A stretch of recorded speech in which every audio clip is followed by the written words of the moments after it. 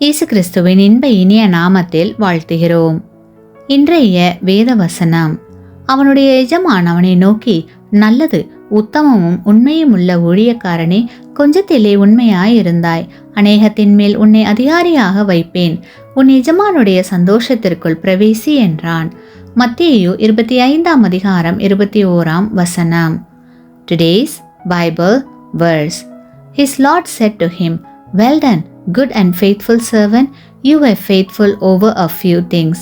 I will make you ruler over many things. Enter into the joy of your Lord. Matthew chapter 25 verse 21. தேவன் உங்களுடைய உண்மையும் உத்தமமான இருதயத்தை கண்ணோக்கி பார்க்கிறார். தம்மை பற்றி உத்தம இருதயத்தோடு இருக்கிறவர்களுக்கு தம்முடைய வல்லமையை விளங்க பண்ணும்படி கர்த்தருடைய கண்கள் பூமியெங்கும் உலாவிக் கொண்டிருக்கிறது என்று வேதத்தில் வாசிக்கலாம். ஆம், கிறிஸ்துவுக்குள் பிரியமான சகோதர சகோதரிகளே, தேவன் உங்களிடத்தில் ஒப்படைத்த ஒவ்வொரு வேலைகளிலும் நீங்கள் பொறுப்பும் உண்மையும் உடையவர்களாக இருக்க வேண்டும் என்றே விரும்புகிறார். தேவனுக்கு பயந்து அவர் உங்களிடத்தில் கொடுத்த வேலையை முழு மனதோடு செய்யுங்கள். அப்படி செய்யும் போது தேவன் ஏற்ற நேரத்தில் உங்களை ஆசீர்வதிப்பார்.